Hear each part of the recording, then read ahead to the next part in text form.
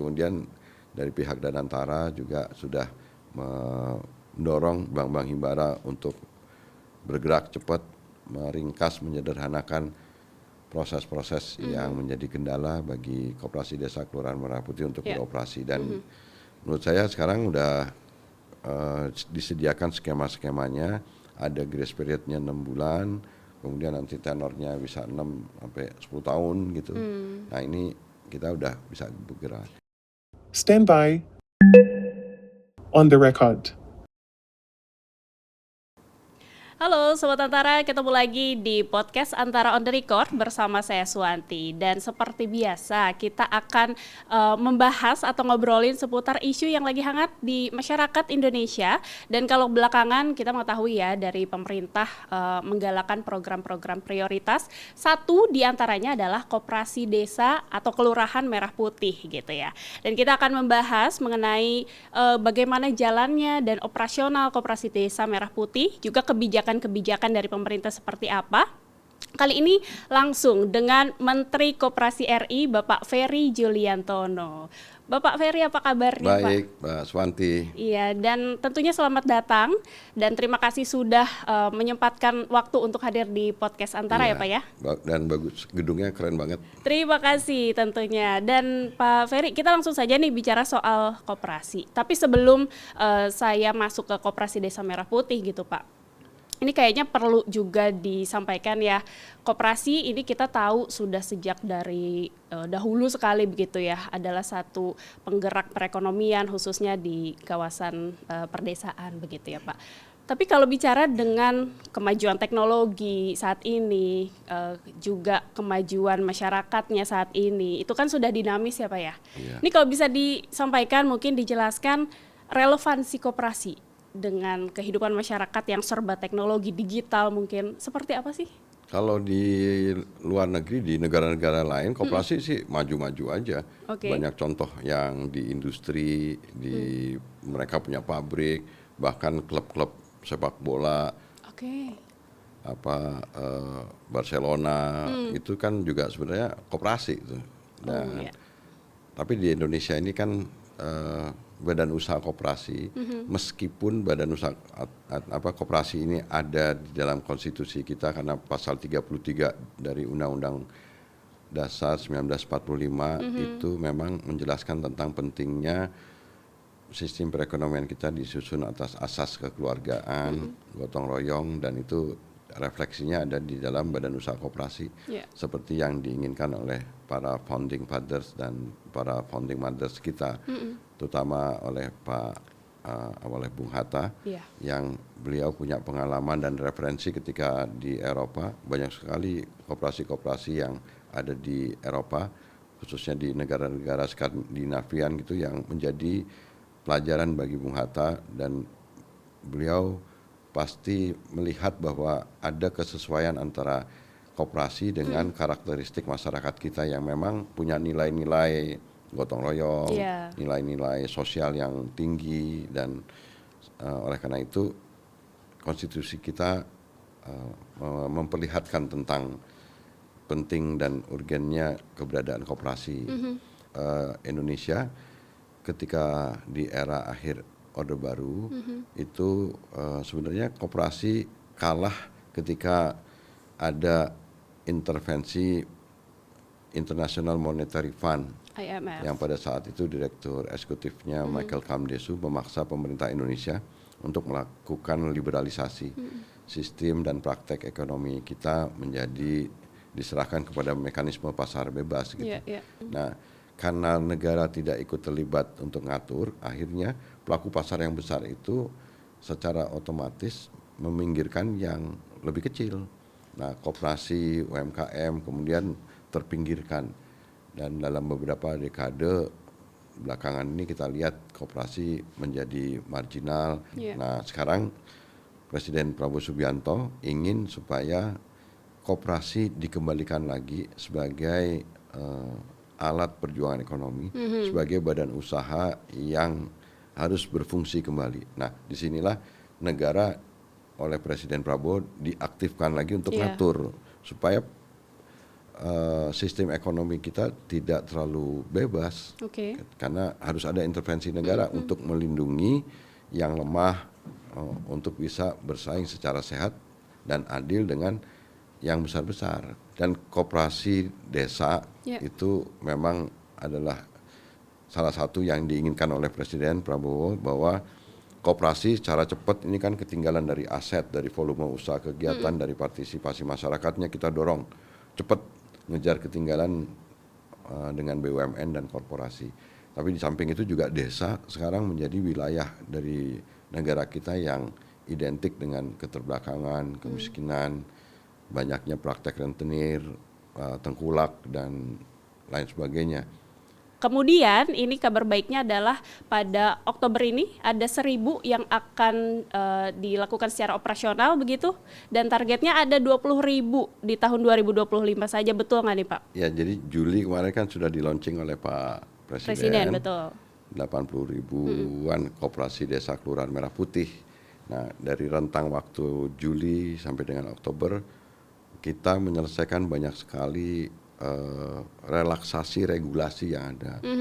Kami kan ada Satgas yang dibentuk oleh Inpres nomor 9 tahun 2025 dan Perpres nomor 9 tahun 2025 tentang percepatan pembentukan koperasi desa Kelurahan Merah Putih, dan juga dibentuknya Satgas percepatan pembentukan koperasi desa Kelurahan Merah Putih itu yang melibatkan 18 kementerian lembaga, melibatkan pemerintah provinsi, kabupaten, kota, dan sampai desa. Kemarin sebenarnya pada saat launching kita di Kementerian Koperasi dan di Satgas itu ada 100 mock-up percontohan yang sudah jalan, yang itu nanti akan dijadikan sebagai contoh bagaimana operasionalisasi dari koperasi desa Kelurahan Merah Putih. Tapi dalam perkembangan selanjutnya Presiden ingin agar segera di dalam plafon pinjaman yang sudah disediakan, plafon pinjamannya disediakan tuh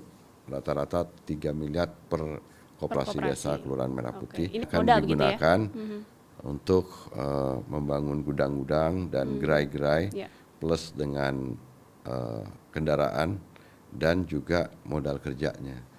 Nah itu diharapkan karena sudah ada plafonnya oleh Pak Menteri Keuangan yang baru ini juga sudah didukung penuh.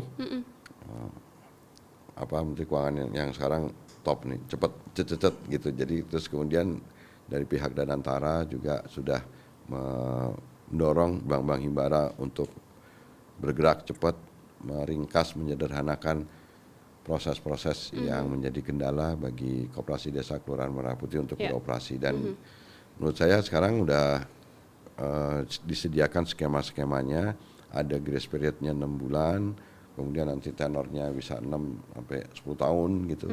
Nah ini kita udah bisa bergerak. Ini termasuk skema pendanaan dari, kita kan sempat mendengar ya bahwa pemerintah menarik 200 triliun rupiah gitu ya, untuk kemudian disebarkan ke himbara. Dipergunakan untuk itu. Oleh karena itu kita di Kementerian Koperasi kemarin berhasil merampungkan sosialisasi itu di seluruh wilayah, khususnya kepada dinas-dinas Kementerian Koperasi yang ada di provinsi dan kabupaten kota, didampingi oleh masing-masing bank himbara dan mitra-mitra kerja BUMN kita. Jadi langsung tuh kerja keroyokan ya untuk mengajarkan kepada pengurus koperasi desa dan kelurahan untuk bisa memahami bagaimana operasionalisasinya. Memang kita kan dengan adanya koperasi desa ini itu ingin menjadikan, poin pentingnya adalah masyarakat desa itu jangan hanya jadi objek atau penerima manfaat. Nah, oleh karena itu koperasi desa ini diharapkan menjadi sesuatu yang sekarang secara inovatif mengedukasi kembali masyarakat desa untuk punya perilaku yang lebih produktif, menjadi subjek dari pelaku ekonomi itu sendiri.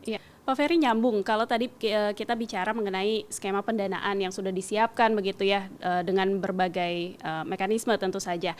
Dan kalau bicara soal tadi pendanaan, kemudian dengan bunga yang relatif rendah begitu ya. Sejauh ini sekitar 6%. Kemudian ada Mudah-mudahan bisa turun lagi lah. bisa turun lagi ya, semoga Mudah-mudahan. ya. Karena ada angin segar, ada kabar terbaru bahwa ini sedang dibicarakan bahwa ada penurunan bunga tersebut begitu. Nah, Sejauh kalau ini ini kan bisnis, koperasi desa ini harus dipahami sebagai entitas bisnis. Oke. Yang pertama ya ukurannya memang harus untung dan kita diringankan karena ada grace period, jadi selama 6 bulan. Jadi selama 6 bulan itu koperasi desanya bisa mengkonsolidasi usahanya, baru di bulan ke-7 membayar baru pokok membayar dan gitu ya. pinjaman pokok dan bunganya. Jadi sebenarnya udah relatif diringankan gitu. Nah, syukur kalau bisa lebih murah lagi gitu. Nah, yang terpenting adalah bagaimana juga memberikan peningkatan kapasitas dari para pengurus atau pengelola koperasi desa Kelurahan Merah Putih. SDM-nya berarti ya yang harus disasar Nah, juga. Kita di Kementerian Koperasi sudah dalam bulan depan kita akan mempersiapkan, sudah siap nih, Ya. asisten-asisten bisnis yang akan bertanggung jawab terhadap satu orang bisnis asisten atau asisten bisnis ini terhadap 10 koperasi desa Kelurahan Merah Putih. Mereka punya latar belakang sarjana. Kemudian di dinas-dinas kita itu diperbantukan juga, kita ada project management officer gitu yang akan mendampingi para dinas-dinas kita yang di provinsi maupun kabupaten kota. Oke. Kemudian ada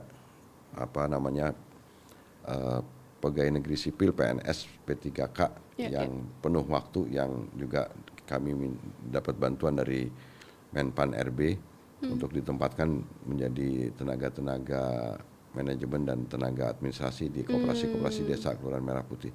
Kemudian juga dalam sisi pengawasan yang tadi disinggung, kita ada kerjasama dengan Kejaksaan Agung. Kejaksaan Agung kebetulan punya aplikasi Jaga Desa. Aplikasi itu dilakukan oleh Kejaksaan untuk ikut melakukan monitoring terhadap penggunaan dana desa dan lain sebagainya.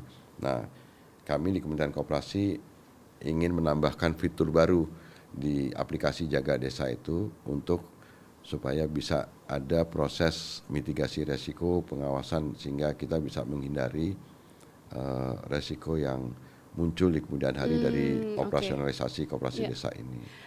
Berarti Pak Menteri, ini adalah jadi salah satu bagian juga mengenai relevansi koperasi ya. Kalau tadi saya tanya di awal bagaimana ini juga menyesuaikan dengan teknologi yang berkembang saat ini gitu ya. Jadi pengawasan bisa dilakukan secara lebih mudah dan juga lebih terawasi dengan baik ya.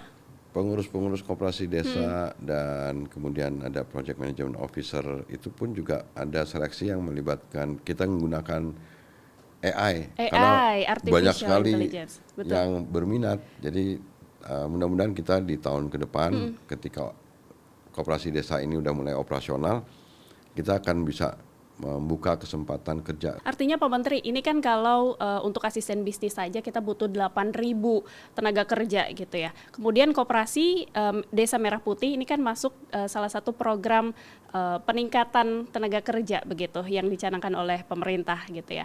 Ini targetnya adalah 1 juta tenaga kerja bisa direkrut kan kalau lewat sekarang koperasi. Di koperasi desa itu kan ada pengawas, ada pengurus, ada pengelola. Taruhlah 10 orang tuh. Dalam satu koperasi saja ya? Iya, itu aja udah 800.000.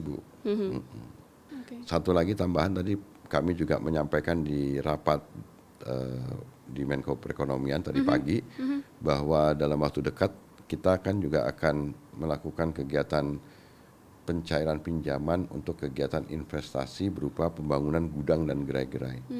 Nah, kalau taruhlah ada tahun ini misalkan dibangun 20.000, tukangnya ada 20, itu udah berapa tuh? 400.000 orang terlibat dalam kegiatan membangun gudang dan gerai-gerai di desa-desa itu.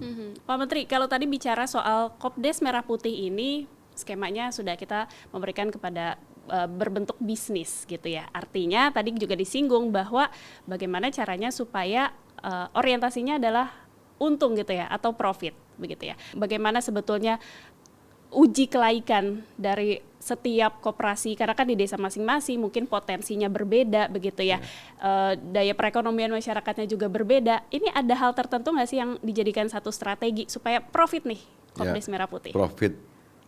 Profit dalam pengertian koperasi itu, profitnya itu nanti akan kembali kemanfaatannya untuk anggota. Ya. Nah, koperasi desa itu nanti anggotanya bisa sebanyak-banyaknya dari masyarakat desa. Misalnya di desa itu ada 4.000. Kalau bisa 50% dari 4.000 atau 2.000 orang itu yang ada di desa itu menjadi anggota koperasi.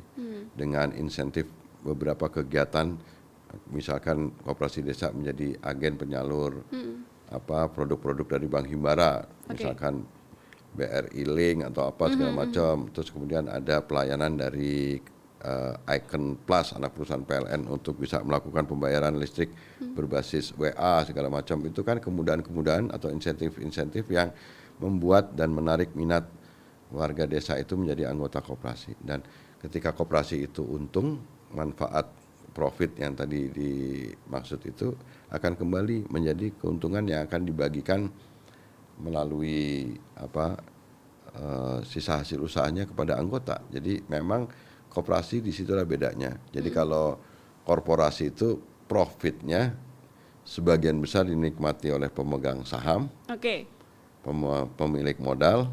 Nah, kalau koperasi ini karena dia merupakan perkumpulan orang, profit yang didapatkan dari koperasi itu akan kembali kepada anggotanya. Semua sama tuh, gitu.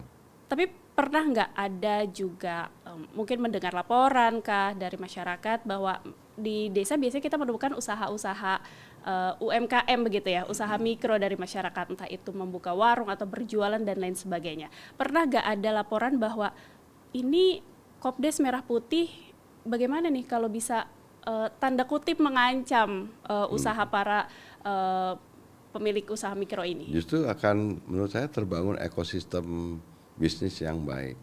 Contoh penyalur koperasi, jika koperasi desa menjadi penyalur gas LPG 3 kilo, karena koperasi desa bisa mendapatkan harga agen, koperasi desa itu bisa menjual dengan harga yang baik kepada UMKM atau warung-warung gitu. Nah, kemudian koperasi desa menjadi penyalur pupuk bersubsidi. Karena instrumennya desa, langsung kelompok-kelompok tani bisa membeli dengan harga eceran gitu. Artinya koperasi desa karena dia di desa, dia bisa jadi instrumen minyak, gula, segala macam, beras, subsidi dan lain sebagainya, itu kan bisa langsung diterima oleh warga desa. Artinya disiapkan memang untuk memberikan manfaat bagi karena seluruh mata rantai warga distribusi desa. yang berkepanjangan itulah yang menyebabkan warga desa kesulitan untuk mendapatkan akses pupuk bersubsidi, kan banyak yang salah sasaran gitu, karena tidak ada instrumen di desanya. Nah, sekarang koperasi desa ini bisa membenahi sekaligus tata niaga itu dan menjadi penyaluran yang sangat efektif kepada si penerima manfaat. Tetapi di lain pihak, kalau koperasi desa ini berfungsi sebagai off-taker atau menyerap hasil produk masyarakat desa, ini kan masyarakat desa yang selama ini misalkan dia nanam padi, nah gabah kering panennya nanti kalau koperasi desa itu gudang-gudangnya dilengkapi dengan dryer, nanti kualitas dari gabah kering panen itu nanti akan bisa sesuai dengan standar yang ditetapkan oleh Bulog, kadar airnya, pecahannya, rendemennya dan lain sebagainya. Nah, dengan adanya fungsi koperasi desa sebagai off-taker, produk masyarakat desa itu bisa terserap dengan sangat baik dan kemudian koperasi desa bisa memproses dan bahkan bisa memasarkan hasil produk masyarakat desa itu. Sejauh ini juga kan Koperasi Desa Merah Putih didorong untuk bisa melakukan kerjasama bisnis gitu ya, termasuk juga dengan BUMN misalnya dan lain sebagainya gitu ya, tadi seperti yang dijelaskan. Seberapa penting sebetulnya kerjasama antara Koperasi Desa Merah Putih dengan berbagai lembaga lain termasuk juga swasta, mungkin bisa disampaikan? Kita terbuka aja sih, yang penting kan sekarang sebenarnya kita bisa memberikan harga relatif murah kepada masyarakat desa. Jangan sebaliknya, makin ke desa makin mahal. Betul. Kan sekarang susahnya itu. Nah, sekarang dengan dibukanya akses permodalan kepada masyarakat desa melalui koperasi desa, masyarakat desa sekarang sudah bisa nanti melaksanakan kegiatan bisnisnya dengan apakah bisa bermitra dengan BUMN ataupun swasta dipersilahkan sepanjang itu bisa menguntungkan koperasi desanya gitu. Oke. Dan menguntungkan masyarakat desa. Pastinya gitu. Tapi kemudian ada signifikansi nggak nih perbedaan dari mungkin regulasi secara peraturan peminjaman dan lain sebagainya, pengajuan dan lain-lain? Ada, memang kita kemarin agak terpaku dengan keluarnya peraturan Menteri Keuangan nomor 49 dan kemudian dilanjutkan dengan adanya keluarnya peraturan Menteri Keuangan nomor 63 untuk penempatan. Di situ diharuskan harus setiap proses pencairan harus melalui mekanisme musdesus, kemudian harus sebelum pencairan harus ada izin dari bupati dan wali kota. Oke. Kemudian soal kendala slik, itu jadi kalau ada pengawas atau pengurus yang punya hutang terhadap bank dan lain sebagainya itu sekarang dipotong, jadi udah dipermudah. Dan diharapkan nanti dengan kemudahan yang terakhir yang kita lakukan harmonisasinya dengan Kementerian Keuangan ini akan mempercepat proses pencairan dari plafon yang disediakan untuk koperasi desa kelurahan ini. Oke, artinya secara peraturan kini lebih dipermudah lagi begitu ya Pak Menteri ya? Oh, ya harus, karena memang yang kemarin misalnya Bank Himbara bikin manual booknya ketebelan.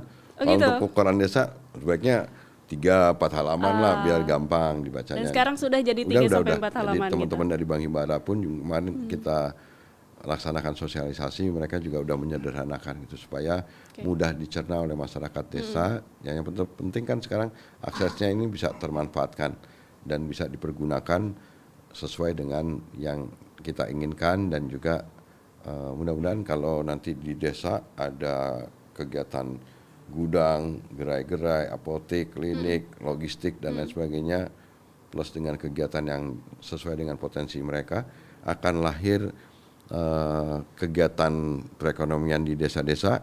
Nanti secara agregat itu juga akan menumbuhkan pertumbuhan ekonomi di desa-desa. Ini yang disebut oleh Presiden sebenarnya kegiatan ekonomi domestiknya muncul. Saya rasa bisa muncul terdongkrak dari kegiatan di desa-desa yang nanti secara agregat mendorong pencapaian ke angka pertumbuhan ekonomi secara nasional 8%. Pak Menteri, ini adalah satu program prioritas yang baru juga diluncurkan dan baru dioperasionalkan begitu. Sebetulnya indikator yang ingin dicapai yang menyebutkan bahwa Koperasi Desa Merah Putih adalah satu program pergerakan ekonomi yang berhasil. Ini nanti indikatornya seperti apa sih Pak? Ya yang pasti kan pertama profitnya tadi. Ya. Kemudian bagaimana asetnya tumbuh, kemudian volume usaha kegiatannya tumbuhnya, kemudian partisipasi masyarakat di desa itu untuk menjadi anggota koperasi itu juga menjadi indikator-indikator. Dan kemudian yang lebih penting adalah kita akan membuat indikator tentang bagaimana dampak keberadaan koperasi desa ini terhadap masyarakat desa. Kita akan menugaskan pengurus-pengurus koperasi di desa ini akan berfungsi sebagai numerator untuk mendata potensi kebutuhan desa itu, dan juga kita akan membantu desa-desa yang belum teraliri listrik, karena masih ada Mas Wanti yang desa yang masih belum teraliri listrik. Betul. Jumlahnya ribuan juga. Ini kita akan bangun pembangkit listrik tenaga surya yang dikelola oleh koperasi dan dijual kepada anggota masyarakat. Karena kalau harus menunggu pembangunan pembangkit listrik tenaga surya yang kapasitasnya besar yang dibangun oleh pemerintah kan butuh waktu yang lama. Ada juga masalah, ada banyak ribuan desa yang kurang konektivitasnya atau tidak ada sama sekali konektivitasnya, wifi dan lain sebagainya. Kemarin kami juga sudah rapat dengan BUMN yang relevan untuk itu, untuk kita bisa atasi masalah konektivitas di desa dan juga pengadaan energi listrik secara mandiri yang akan dikelola oleh koperasi. Sebenarnya setelah 80 tahun merdeka ini kita ada yang ironi yang seperti itu, masih ada banyak hal yang bisa dilakukan dalam program pemerintah yang namanya Koperasi Desa, yang saya lebih senang menyebutnya sebagai sebuah gerakan negara, karena di situ selain soal-soal yang tadi saya sampaikan, ada masalah-masalah bagaimana kita atasi soal praktek rentenir, kita hilangkan, kita bebaskan masyarakat desa dari praktek rentenir itu, dari tengkulak, dari pinjol, Iya. dari mahalnya atau rantai distribusi yang berkepanjangan dan lain sebagainya. Mudah-mudahan itu nanti dengan keberhasilan koperasi desa, mohon doa dan dukungannya Pasti. juga, ini bisa kita kurangi angka kemiskinan di Indonesia, bahkan kalau bisa kita hilangkan kemiskinan dalam periode yang tidak terlalu lama lagi gitu. Terakhir Pak Menteri, tadi disebutkan bahwa multiplier efeknya dari Koperasi Desa Merah Putih kan tentu menyasar berbagai aspek begitu kehidupan masyarakat. Tapi pertanyaan wartawan kayaknya tidak puas nih kalau nggak nanya ini ada target profit atau target perputaran ekonomi yang dihasilkan dari puluhan ribu Koperasi Desa Merah Putih ini akan berapa banyak sih kalau kita bicara Kemarin angka? saya dari Pontianak di Kubu Raya itu belum dapat bantuan dari Bank Himbara. Oke. Koperasi desanya itu di samping kantor desa sudah melakukan aktivitas operasionalnya mereka. Omsetnya udah 200-an juta dari sejak Juli beroperasi. Keuntungan bersihnya 20 juta. Oke. Itu baru melaksanakan kegiatan gerai jual kebutuhan sehari-hari, jual gas, beras, SPHP, kemudian masih minim sebenarnya, tapi udah bisa Sudah menghasilkan omset menghasilkan. seperti itu. Iya, sebesar itu. Bendahara koperasi desanya sarjana akuntansi perempuan, kemudian banyak anak muda yang Terlibat terlibat di situ. untuk kegiatan itu. Jadi dari penyerapan kesempatan kerja, Ya. kemudian dari volume usahanya, nanti pasti akan ada efek yang besar kita harapkan itu, apalagi nanti difasilitasi gudangnya, gerainya, kemudian dimodali untuk punya kendaraan operasional berupa truk dan lain sebagainya. Saya rasa keren tuh nanti. Oke. Bisa seperti retail-retail yang modern yang ada, bahkan ini bisa ditambah lagi dengan kegiatan gudang atau warehouse plus dengan logistiknya. Jadi saya rasa desa akan kembali menjadi punya badan usaha yang jadi motor membanggakan penggerak mereka. ekonomi, Iya dong, pasti. khususnya di desa itu. Iya. Terima kasih banyak Sama-sama, Pak Menteri, Nanti. ini obrolannya tentu yang sangat membuka mata dan pikiran kita ya mengenai Koperasi Desa Merah Putih, dan tentu saja masyarakat Indonesia pasti mengharapkan bahwa program ini bisa berjalan dengan Iya. mulus dan lancar dan secara ideal Minta doa, ke depannya. dukungannya, Tentu Mas saja. Wanti, ya. Sekali lagi terima kasih Sama-sama. Pak Menteri, dan itulah Sobat Antara ngobrol saya soal Koperasi Desa Merah Putih bersama Menteri Koperasi RI Bapak Ferry Juliantono. Jangan lupa untuk menyimak podcast Antara di antaranews.com dan YouTube Antara TV Indonesia. Kita akan ketemu lagi di podcast Antara episode selanjutnya. Sampai jumpa. Bye.